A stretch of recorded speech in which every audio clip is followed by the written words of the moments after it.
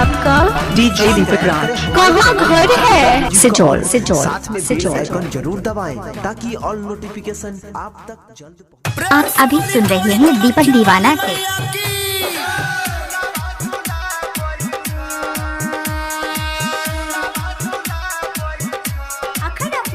क्या नाम है आपका? डीजे दीपक। आपका ये नाम है।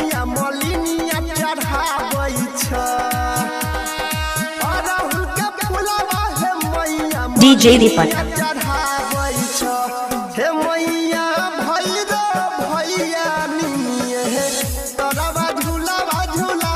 क्या नाम है आपका? मिक्स बाय डीजे दीपक राज। आपका ये नाम है।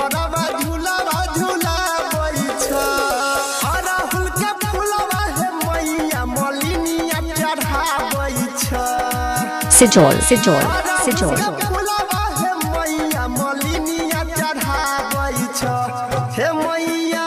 डीजे दीपक। Bajrang toll Sijaul.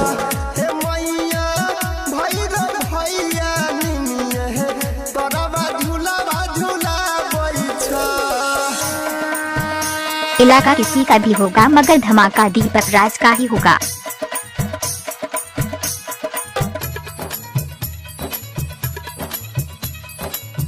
Mobile number 7982944267।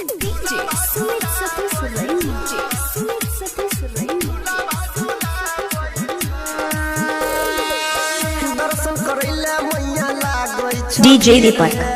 सबके तू बदलै छ मैया तकदीर है। दर्शन करैले मैया लागै छ भीड़ है।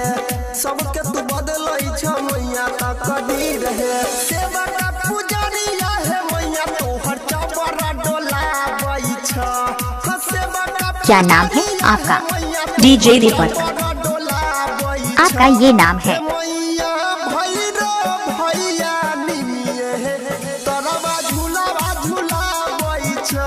डीजे दीपक राज।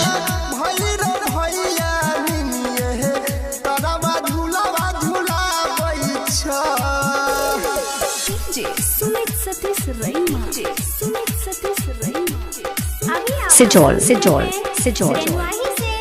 माँ दुर्गा म्यूजिक की प्रस्तुति।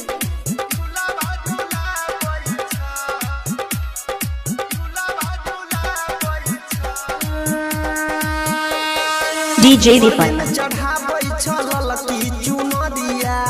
राइटर सोनू ये लतोरे मंदिरिया।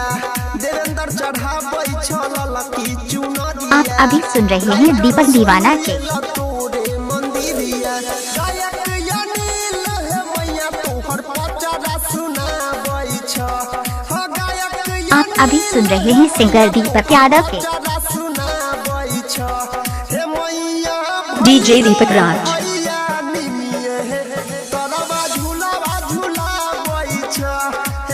सिजौल। Mobile number 7982944267।